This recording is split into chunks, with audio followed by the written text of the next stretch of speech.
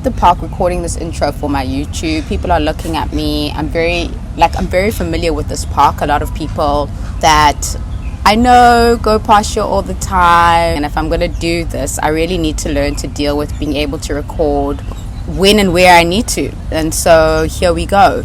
March has been quite a month.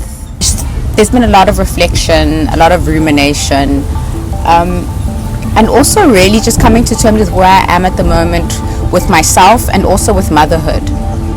And I think there's a lot more confidence, particularly in the space of motherhood, than I had before. If I think back to where I was when my daughter turned a year, there was still so much. I realize now uncertainty about my ability to mother. I wouldn't have said it out loud then, but definitely so. And now I'm at a place where I feel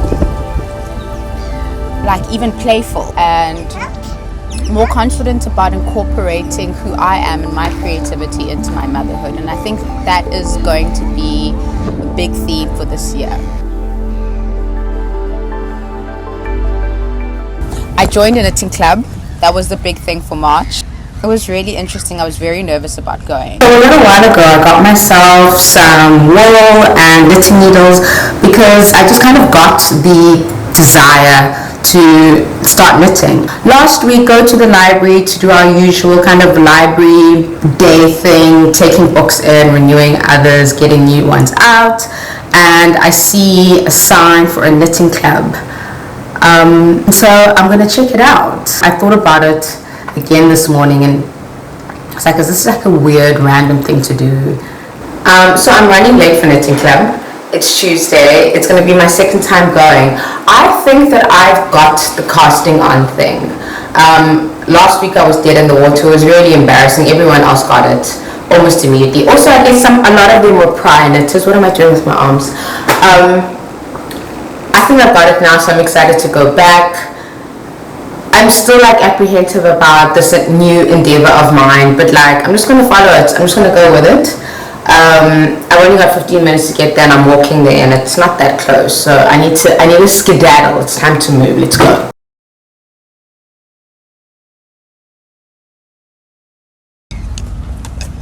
I'm here and it's like super janky and untidy, but this is where we're at. And this is the beginning of a scarf that I'm making for my daughter, and that was a huge inspiration for me wanting to do knitting and just more stuff with my hands, is that I want to make stuff for my daughter. As a project in the class, in the club, we are making stuff for Mandela Day, and the main thing that we're making that we've all agreed on is the teddy bear, which seems very intense to me, but we've got our little diagram here. So in addition to making the scarf for my daughter, I'm going to be making this teddy bear as well. March was fun. We went to the Tandiswa Mazwai gig. I took my daughter with us. That wasn't actually the plan. We were supposed to get, my old nanny was supposed to babysit for us and she wasn't able to on the day. And we just decided that we were still going to go, and we took my daughter and it was great. I'm really glad we did that.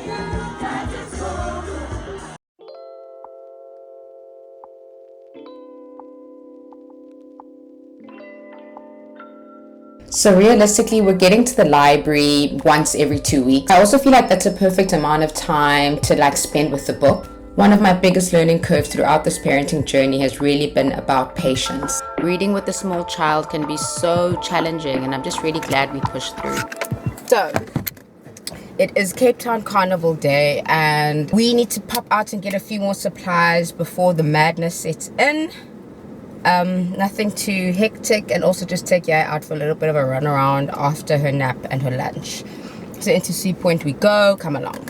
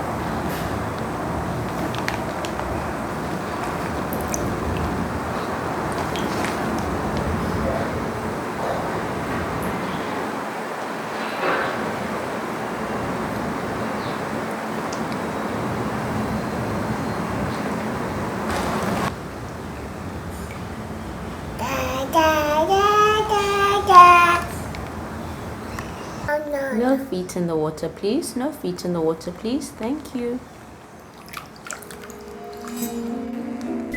All in all, I've been coming to terms with the difference between caring for an infant and raising a toddler. I try not to be obsessive about anything, but I find myself constantly looking for ways to keep her occupied in a way that doesn't involve screens and is fun and productive for both of us. I've had to make peace with making a mess and realize that cleaning up some dirt takes a lot less time than having to heal a fucked up attention span years down the line. Balance is really important too. So, like I said at the beginning, I try not to obsess about it, but it keeps me on my toes and it keeps me creative and it keeps me coming up with new and interesting ways for us to spend time together. We take so much for granted as adults, but planting some propagations with your kid can actually be so much fun for them in a world of wonder. And they'll be disruptive and they'll knock things over and things will not go as planned. And that's okay, because they'll learn that they can make mistakes and the world won't fall apart. Or more importantly, that even when it does feel like the world is falling apart, I will be there.